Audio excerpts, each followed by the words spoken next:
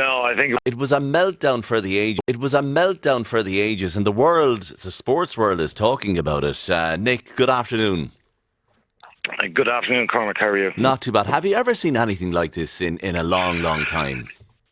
No, I think it was an absolute disgrace. Like we're in the U.S. Open. There's a match point against Medvedev. I think it's the second service, and the photographer moves down along the side of the court.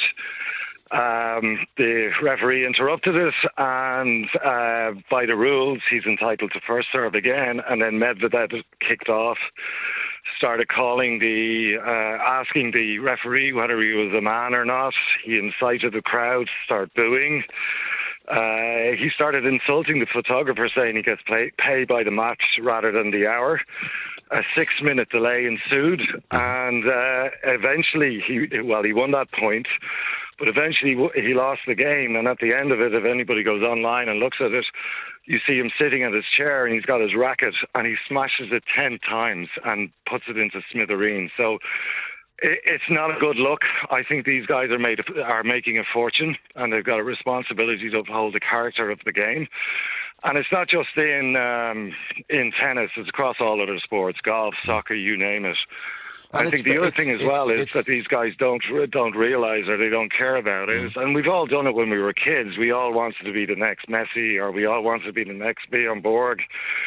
And monkey see, monkey do, and these kids will think it's appropriate behaviour. Yeah. And then the final thing I suppose people overlook as well is, regardless of what they're doing or where they're doing it, they're representing their country, so it's a bad reflection on their country. So I think it's been creeping into international sports, and certainly professional sports. Do you think so? I mean, we're not talking about any Johnny-come-lately here. This is Daniel Medvedev, who's a former, I don't think he's number one, he's a former world number one in tennis. I have rarely seen a meltdown like it on the tennis circuit. I thought those days were over since John McEnroe, to be brutally honest. Yeah, and if you look at it, John McEnroe's was tame in comparison to that. John McEnroe was driven by passion. It was like he would question the call. You cannot be serious, Nick. You cannot be serious. But I mean, exactly. But the question about role models, them being role models, is fair enough. But is it not? I know you're a top class international swimmer yourself, Nick O'Hare. So I know the quality of geezer I'm talking to here when I ask this question. When I ask this question, is it not understandable though? You're putting so much effort and preparation and mental preparation, and then a photographer runs up along the line. Surely you'll lose it. No, look, you're going to be annoyed. By all means, you're going to be annoyed. But to incite a crowd, to get them booing for 6 minutes, to smash a racket in that way, it's unacceptable no matter what you think. You mentioned my own swimming. Like I trained with a gentleman by the name of Gary Hall Jr. He's world famous in swimming across 3 Olympics, yeah. And it was just me and Gary in the pool with a coach back in 95, 96. Gary's got 11 medals, 8 of them are gold, and I've never once seen him react like that. And, you can go back years. Mark Spitz never did it. Arnold Palmer never did it. Gary Nicklaus never did it. And even, more in the more recent past, if you look at probably our best sporting ambassador of the last 20 years, Pádraig Harrington, absolute gentleman on and off the course. So, when you're making millions, and you're in such a privileged position, you've got to behave appropriately. But I mean, what about Cristiano Ronaldo, for example, who has a little bit of a meltdown, or at his peak had a meltdown at every match, at every cross?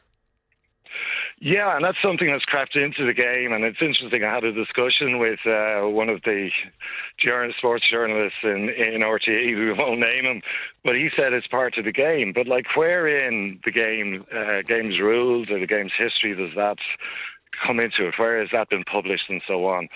So, people will push the boundaries all the time, and they'll try to gain an unfair advantage and so forth.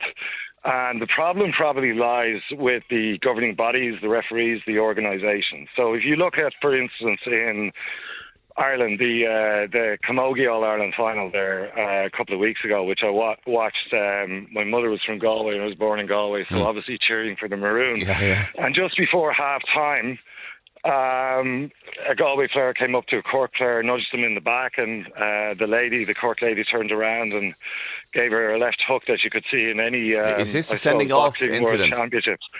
Sent off immediately. Sent off immediately. But there's no repercussion for these guys. So they're fined, and if you take it to golf, there's a gentleman by the name of, I wouldn't call him a gentleman actually, but Tyrrell Hatton, who's renowned for his bad behaviour, and he was at a press conference last year, and they asked him how much he'd been fined, and he just started laughing. And the reason he's laughing is you find these guys 30, 50, 100,000, half a million. Yeah. It's pocket change to these guys. So unless I think the authorities, take a stance on this and, ban people from their next tournament and so on, it may be slightly draconian, but it's something that's crept in. And my fear for it is the kids coming up who try to emulate. Okay, well, I'll say two things on that, right? Firstly, I don't think it's fair to lump in the poor old Cork, as a Galway person, to lump in the poor old Cork camogie player with all these players. And I think it was maybe, well, the referee thought it was outside the rules, but I wouldn't say it was too rough.